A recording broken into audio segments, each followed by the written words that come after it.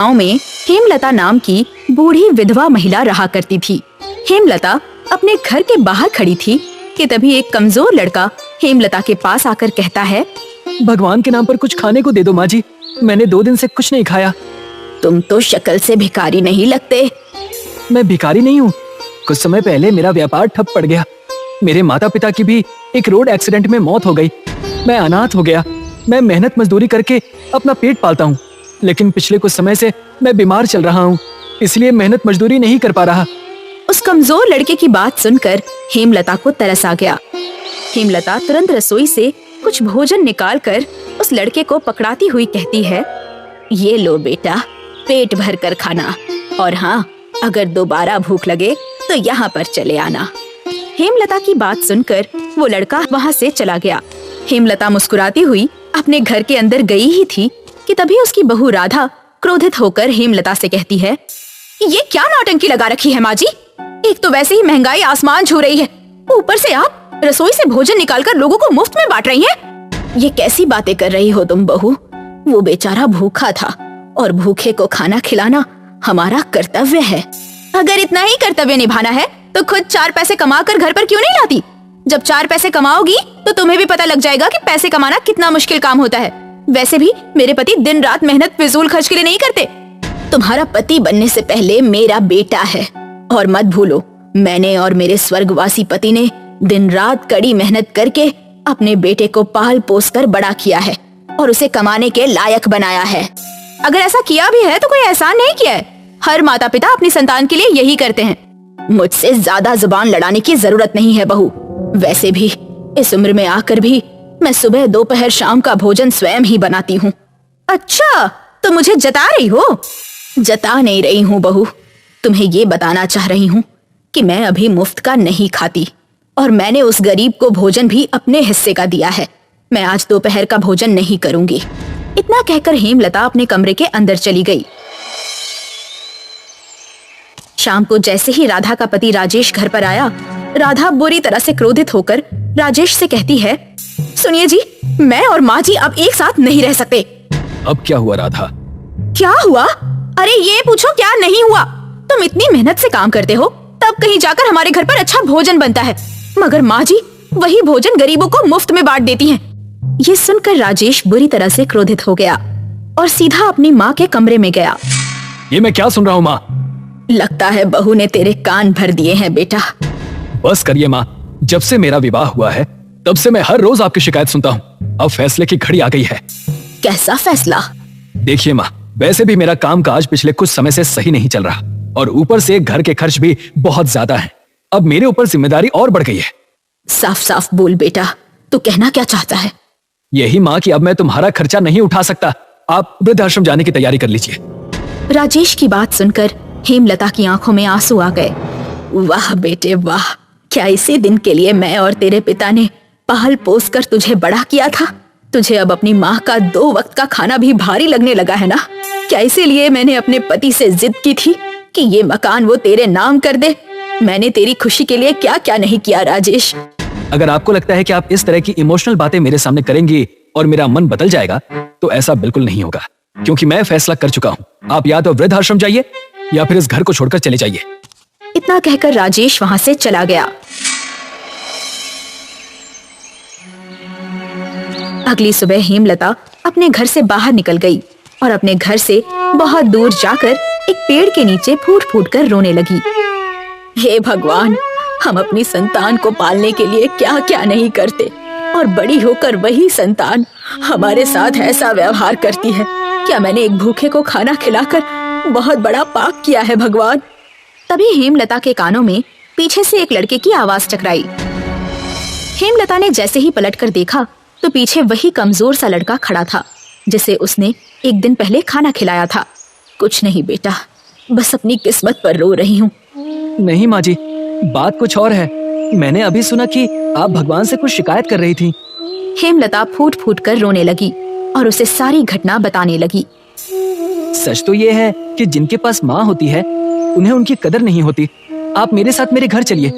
नहीं नहीं बेटा, तुम वैसे भी परेशान हो, मैं तुम्हारे ऊपर बोझ नहीं बनना चाहती। आपने ऐसा कहकर मेरा दिल तोड़ दिया माँ जी। कल मैं बहुत ज्यादा परेशान था। परंतु आज नहीं। मैं घर पर अकेला रहता हूँ। मुझे भी अपनी माँ की बहुत याद आती है। आप मेरे साथ रहेंगी तो मुझे ऐसा लगेगा जैसे भगवान ने मुझे एक और माँ दे दी। हेमलता उसके साथ उसके घर पर आ गई। कुछ देर बाद वो लड़का बाजार से सब्जी और थोड़ा सा आटा ले आया और हेमलता से बोला, कल मैंने आपके हाथ का भोजन खाया था तो उंगलियां चाटता रह गया था। आज मैं फिर खाना चाहता हूँ। हेमलता मुस्कुराते हुए भोजन तैयार करने लगी। भोजन खाकर वो लड़का उंगलियां चाटते हुए बोला, आपने खाना बहुत ही स्वादिष्ट बनाया है माँ जी। अच्छा ये बताओ तुम्हारा नाम क्या है? मैं तुम्हारा नाम अब तक पूछ ही नहीं पाई। मेरा नाम किशन है माँ जी। आप कोई ढाबा या होटल क्यों नहीं खोल लेती? बेटा, ढाबा या होटल पैसों से खुलता है। किशन गहरी सोच में डूब गया। क्या सोचने लगे बेटा? कुछ समय पहले मैं मुंबई गया था। वहाँ पर मैंने एक अजीब सर्विस देखी। वहाँ पर काम करने वाले व्यक्तियों को टिफिन के द्वारा खाना सप्लाई किया जाता है। तो तुम कहना क्या चाहते हो? क्यों ना माँ जी आप भी गांव में टिफिन सर्विस शुरू कर दें। आप खाना बहुत अच्छा बनाती हैं। गरीबों के लिए टिफिन की कीमत 1 रुपया रखिए और जो गरीब नहीं है उनकी कीमत 100 रखिए। लेकिन किशन, हमारे टिफिन को कौन खरीदेगा?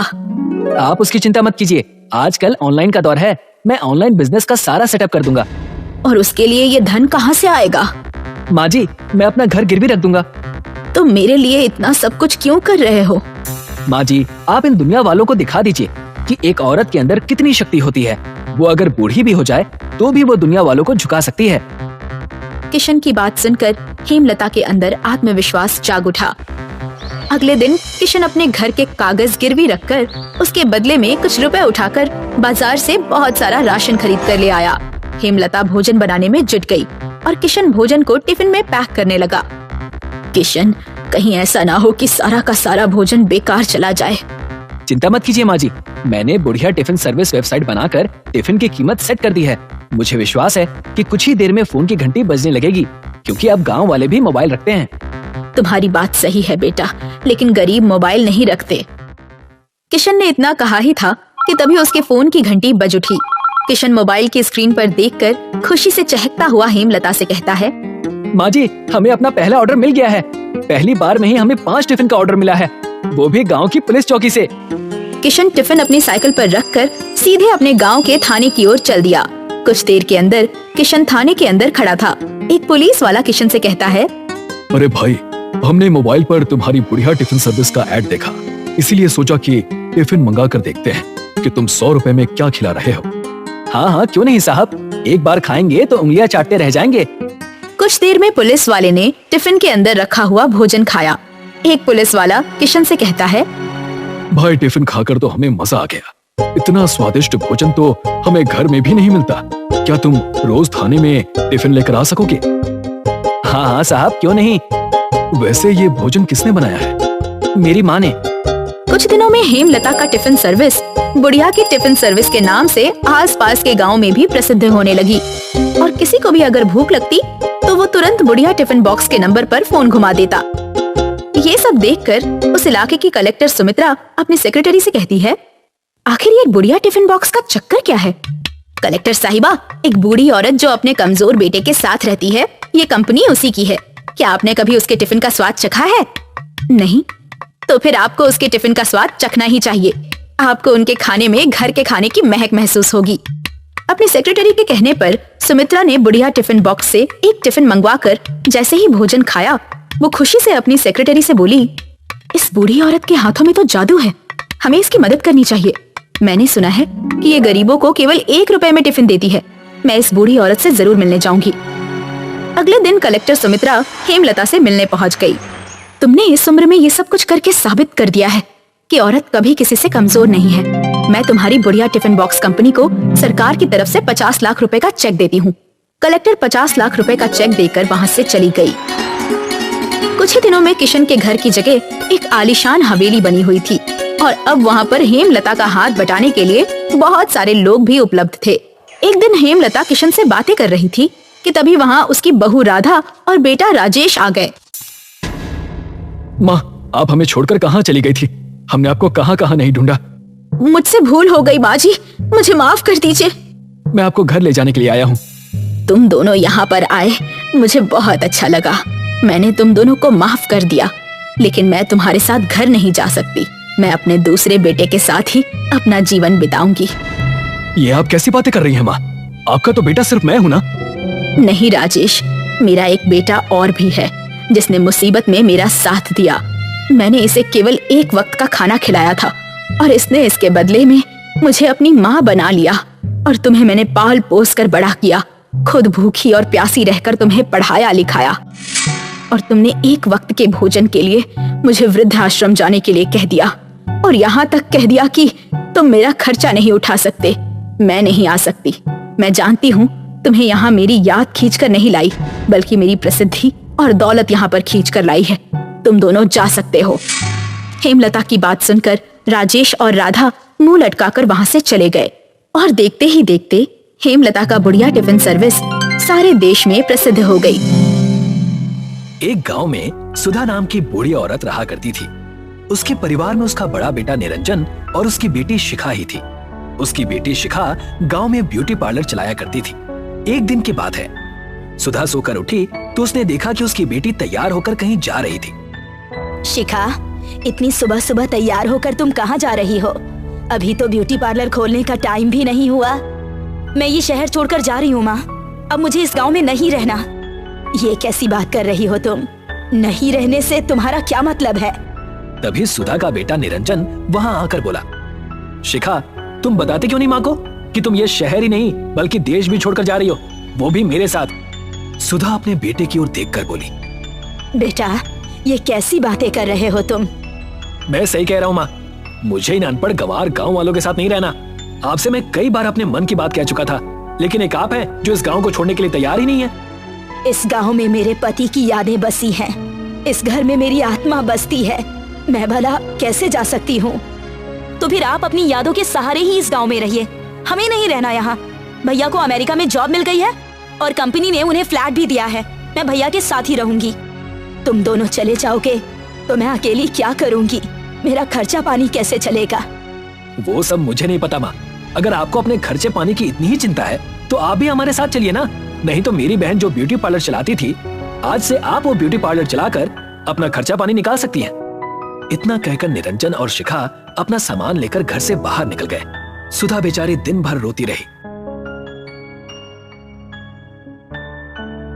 अगले दिन सुधा अपने आप से बोली, मेरे बच्चे अपने आप को समझते क्या है? इन दोनों को क्या लगता है कि उनके बगैर उनकी माँ अकेले नहीं रह सकती? शिखा शायद भूल गई कि उसने ब्यूटिशियन का कोर्स मुझसे ही सीखा था। मैं उससे बेहतर ब्यूटी पार्लर चलाकर दिखा सकती हूँ। इतना बोलकर सुधा अपने ब्यूटी पार्लर की दुकान में चली गई। दुकान के बाहर मोहिनी शायद शिखा का इंतजार कर रही थी।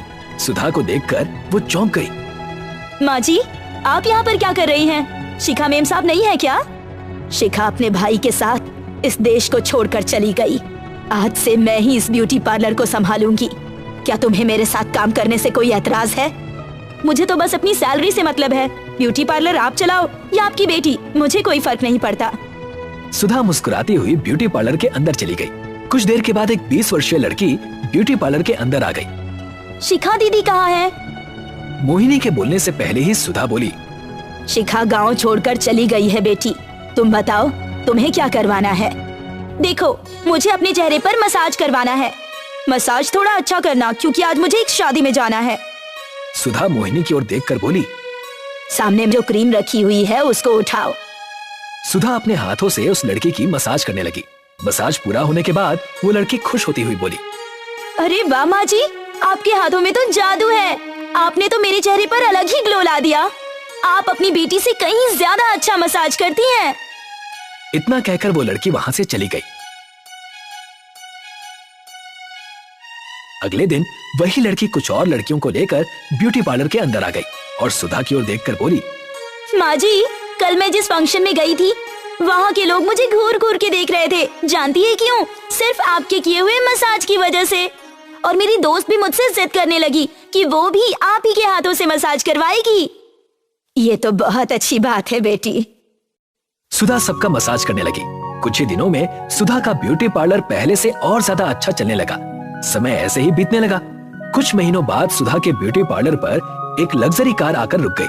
कार के अंदर से एक लंबा चौड़ा व्यक्ति एक लड़की के साथ ब्यूटी पार्लर के अंदर आकर सुधा से बोला, मेरा नाम कर्मदास है, मैं एक विधायक हूँ। कल मेरी बेटी की शादी है, सुना है कि आप मेकअप बहुत अच्छा करती हैं। ये तो मेरे लिए बहुत ही सौभाग्य की बात है विधायक जी, जो आप इतना विश्वास करके अपनी बेटी को यहाँ लेकर आए।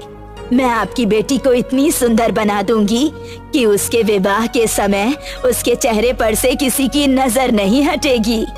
सुधा विधायक की बेटी के चेहरे पर मसाज करने लगी।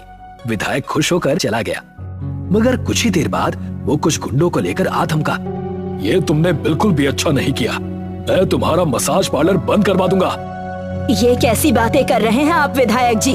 अचानक आपको क्या हो गया? कुछ देर पहले तो आप बड़े खुश होकर गए थे।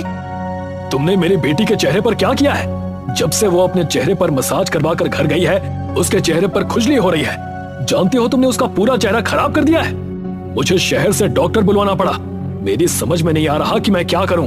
कल उसकी शादी है, कहीं लड़के वाले उसका चेहरा देखकर शादी के लिए मना न कर दे। मैंने तो उसी क्रीम से मसाज किया था जिस क्रीम से मैं हर लड़की की मसाज करती हूँ।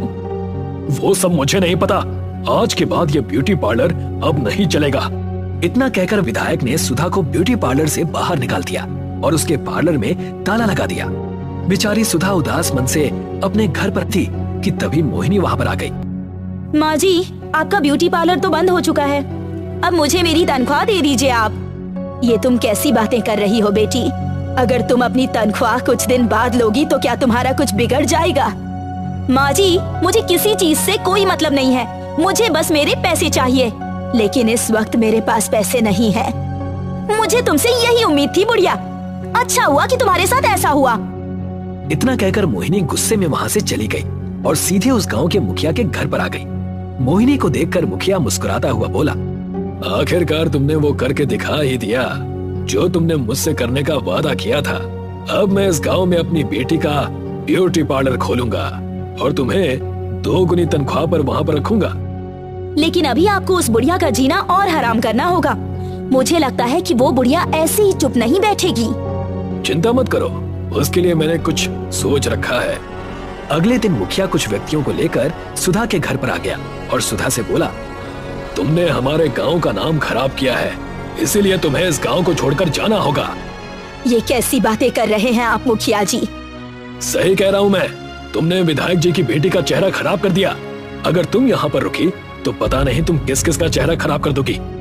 मैंने ऐसा जानबूझकर नहीं किया। वो सब मुझे नहीं पता। अगर तुम सीधे तरीके से यहाँ से नहीं जाओगी तो मजबूरन गांव वाले तुम्हें धक्के देकर यहाँ से निकाल देंगे।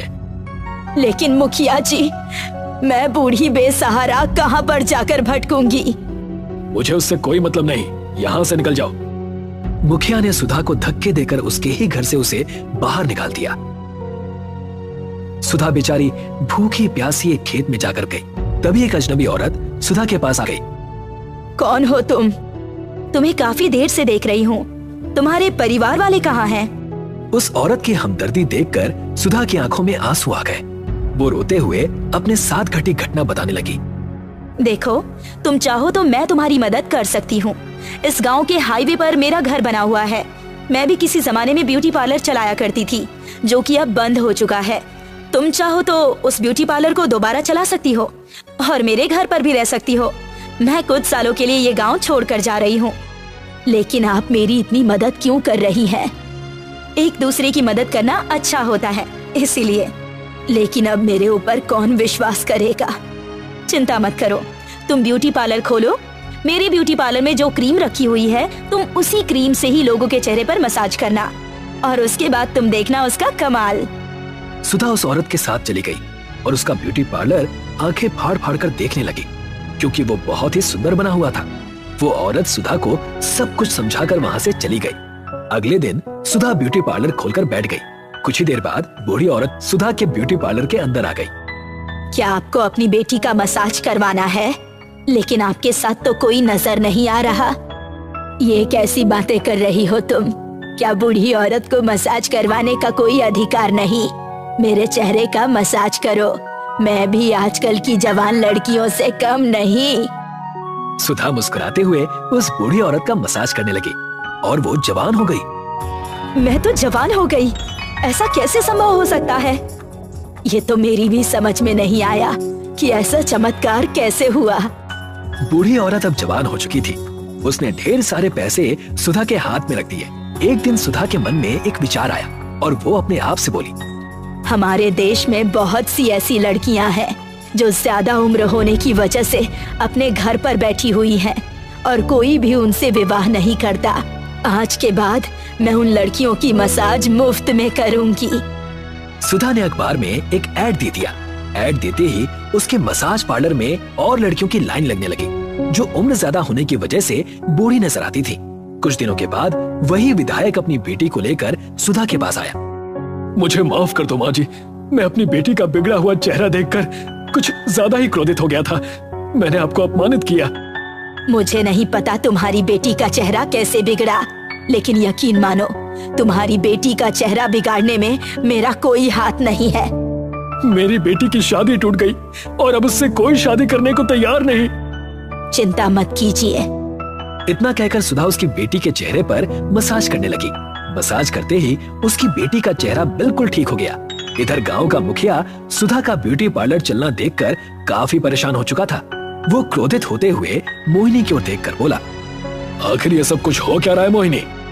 मुझे खुद नहीं पता, बस इतना पता है कि बूढ़ी औरतें उसके पार्लर में जाती हैं और जवान होकर बाहर निकलती हैं। अरे उसने तो बहुत ज्यादा उम्र की औरतों को भी जवान करना शुरू कर दिया है। धीरे धीरे उसका नाम बढ़ता जा रहा है। अगर ऐसा ही हाल रहा तो वो दिन दूर नहीं जब उसका कद मुझसे भी बड़ा हो जाएगा।